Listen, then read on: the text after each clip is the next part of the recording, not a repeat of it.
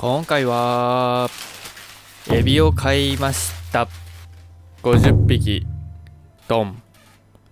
エビなんか買ってどうするの？唐揚げにして食べるの？そう思った方が多いと思います。僕がやっているアクアリウムという趣味では、水槽に石や木や水草を入れて魚を飼育するということをします。最初は綺麗なんですが、だんだんと水槽に苔が生えてきてとても汚くなります。それを毎回掃除するのはとても手間です。そこで苔を勝手に食べて成長して、さらに爆食いしてくれるようになる生き物がいます。それが対苔専用生物兵器のエビです。今回買ったのがこちら、レッドチェリーシュリンプです。今日はこのちっちゃくて可愛いのに大活躍してくれるエビを紹介します。このチャンネルではアクアリウムがちょこっと快適になる何かを紹介しています。グッドボタン、チャンネル登録お願いします。毎週土曜日更新しています。この動画いいなと思ったらよかったらチャンネル登録してまた見てください。よろしくお願いします。こちらはチャームで買いました。50匹で2400円。だいたいどこのショップでも売っています。僕は生活ルーティンでお店に行けるのが週1回がギリギリ限度なのでネットで買っちゃいました。レッドチェリーシュリンプは赤色の小さくてキュートなエビです。環境が安定すればガンガン繁殖してくれるシュリンプです。前回の動画で立ち上げた90センチスリム水槽で買おうと思っています。ここで飼育の注意点なんですが、水槽立ち上げ時の投入には要注意です。すぐに投入して僕は何度か失敗しました。この水槽は立ち上げてまだ7日しか経っていません。テトラ 6-in-1 の試験紙で硝酸塩テストをしてみると、まだ少し反応が出ています。上の2つがピンク色に染まっているうちは、エビを水槽に入れると死んでしまうかもしれません。そこで90センチスリム水槽が立ち上がるまでは、既存の水槽の水を溜めたこんな容器で飼育します。ヒーターとエアレーションをしておきました。ここで水合わせをしていきます。最初に1時間ほどかけて温度を合わせ、その後袋に切り込みを入れて放置します。こうすることでだんだんと水が混ざっていきます。多分3時間後、完全に容器に入れます。緑色の網やアンモニア吸着剤も一緒に入れちゃいます。このまま90センチスリム水槽の硝酸塩がゼロになるまでエビたちを待機させます。90センチスリム水槽立ち上げから16日後、ようやく硝酸塩がゼロになりました。周りには十分なほどの茶苔が蔓延しています。ガラス面はもちろんのこと、水草や岩、砂、すべてに茶苔が蔓延しています。この後発生する緑色の苔蔓延防止策、通称緑マンボウとしてチヒロスドクターメイトを入れています。ここまで来るとしっかり水槽も立ち上がってくれています。さあ、いよいよ水槽に投入です。水面に浮いているゴミたちを回収してヒーターを上げ、エビちゃんを救出します。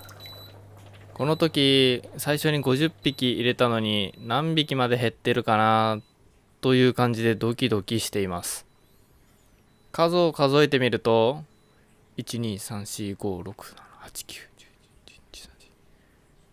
だいたい50匹いました。いきまーす。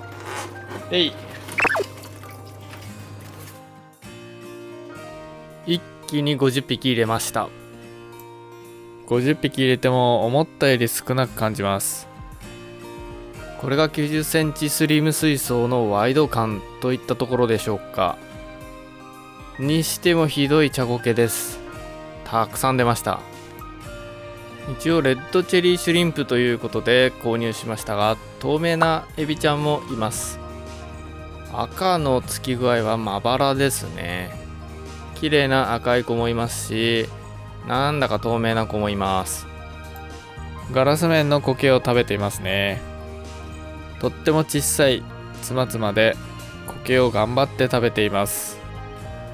しっかり食べてくれるといいな。そんな風に思いながら眺めていると、あっという間に5ヶ月経ちました。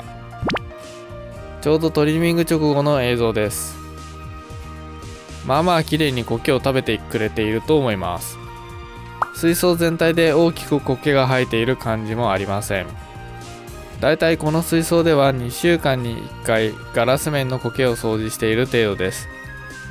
苔取り能力はヤマトヌマエビの方が優れていますが、体が大きくならない分、チェリーシュリンプの方が小型の水槽には馴染む気がします。淡水でも飼えるエビには何種類かいます。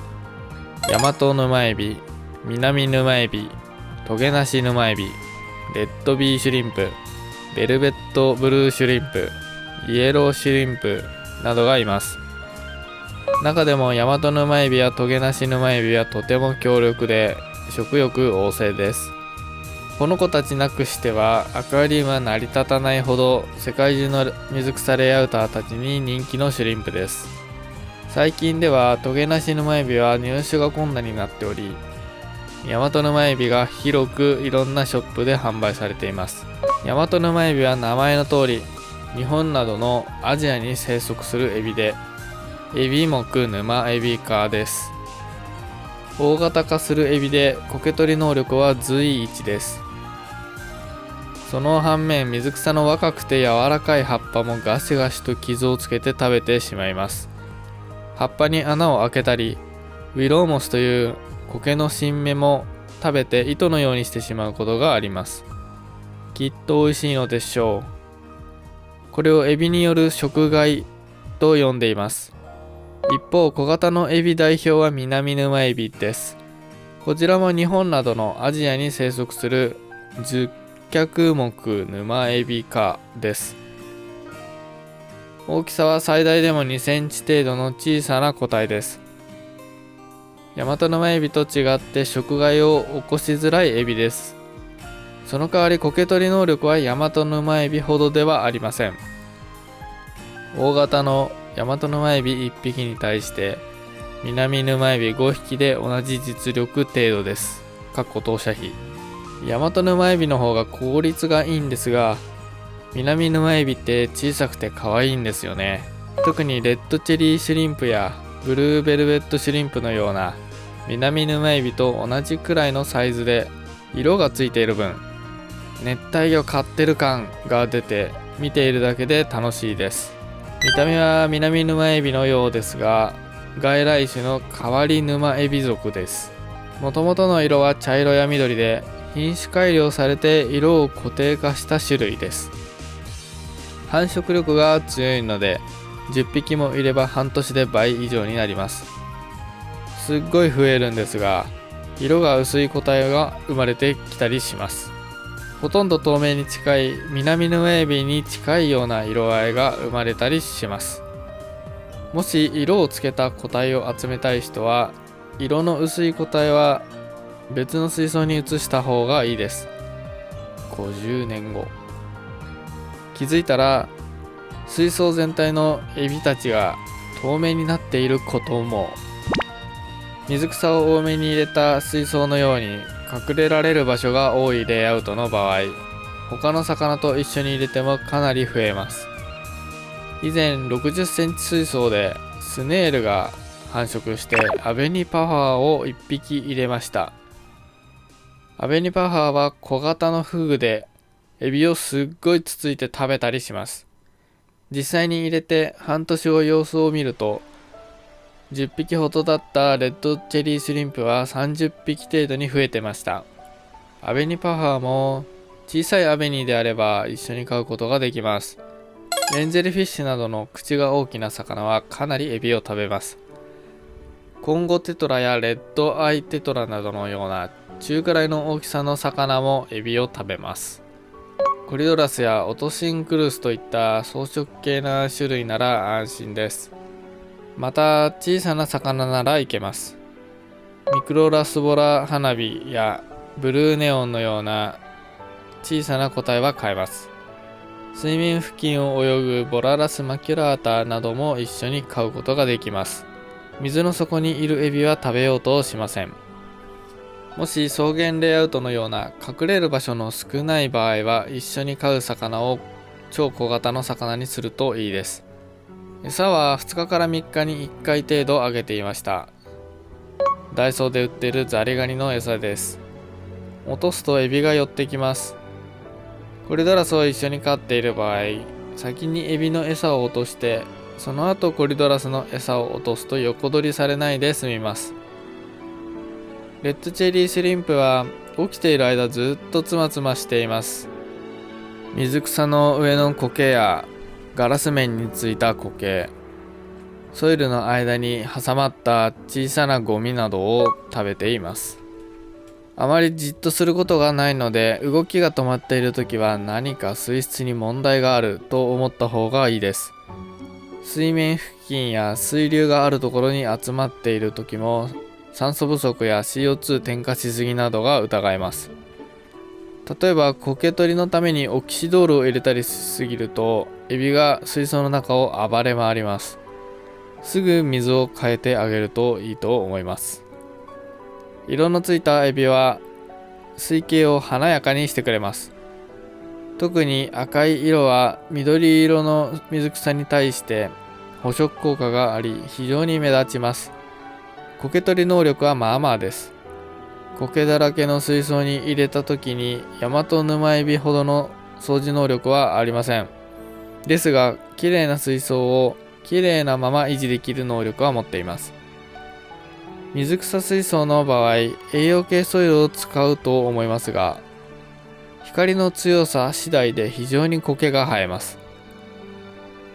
この水槽の維持管理に関してはまた別の動画で紹介したいと思います。あまり苔の量が多くない水槽です。2週間に1回程度のガラス面の清掃で十分なくらいの苔しか生えません。きっと香料の設定がいいんだと思います。光の強さや水替え頻度、使っている機器の設定、液肥の添加頻度などを含めてまた動画にしますので、ぜひチャンネル登録して更新を待っててください。というわけでまとめると、レッドチェリーシュリンプは苔取り能力も持っていてめっちゃ可愛い。以上です。ではまた次の動画でお会いしましょう。バイバイ。90センチスリム水槽のメイン生態を決めました。ずっと飼ってみたかった生態を入れます。ちょっと変わったチョイスかもしれませんが、最高の選択をしました。